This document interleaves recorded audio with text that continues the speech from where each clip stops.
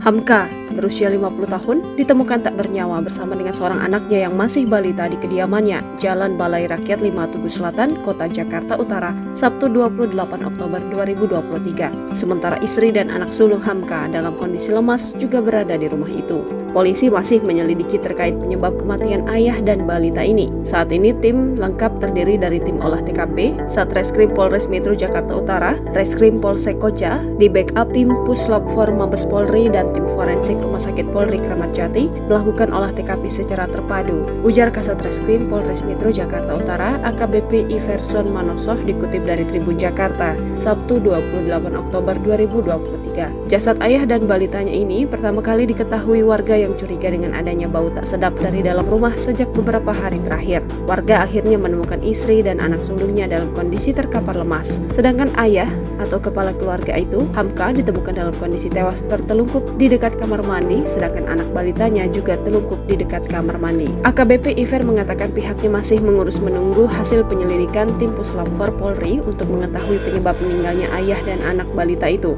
termasuk sudah berapa hari korban tewas membusuk sebelum akhirnya ditemukan warga. Kami belum bisa menyampaikan, nanti ahlinya yang menyampaikan. Perkiraan berapa lama korban di TKP biar ahli yang menjelaskan, kata Iver. Sedangkan untuk istri dan anak sulung korban, saat ini keduanya sudah mendapat perawatan di rumah sakit serta pendampingan dari tim perempuan dan perlindungan anak Polres Metro Jakarta Utara. Polisi tak menemukan adanya bekas luka di tubuh ibu dan anaknya yang masih berusia sekitar 3 tahun. Sementara yang masih hidup, belum ada kekerasan fisik terhadap ibu dan anak tersebut. Tim sudah kami bagi tugas sesuai kemampuan masing-masing, kata Iver. Sekitar pukul 15.00 waktu Indonesia Barat, jasad Hamka dan anak balitanya pun telah dievakuasi oleh tim kepolisian. Meski jasad kedua korban telah dibawa dari rumahnya, bau tak sedap masih terasa dari depan rumah korban. Ini baunya udah hampir seminggu, saya kira bau bangkai, tapi nggak taunya karena mayat, ujar Yati, tetangga korban. Yanto, salah satu warga sekitar, mengatakan awal mula ditemukannya jasad ayah dan anak itu. Awalnya mereka mencium aroma tak sedap di sekitar rumah korban. Kondisi mayatnya ada di dekat pintu, kamar mandi itu lagi keadaan telungkup. Kalau istrinya mah lagi duduk di sofa kayak orang trauma apa gimana,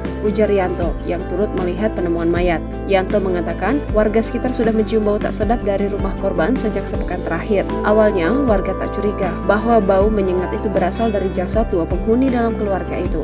Namun karena kian hari bau kian menyengat dan keluarga itu tak kunjung keluar rumah, warga akhirnya berinisiatif mendobrak rumah tersebut. Meski bertetangga, Yanto mengaku tak mengetahui nama dari keluarga tersebut sebab mereka dikenal tak bersosialisasi. Download Tribun X sekarang, menghadirkan lokal menjadi Indonesia.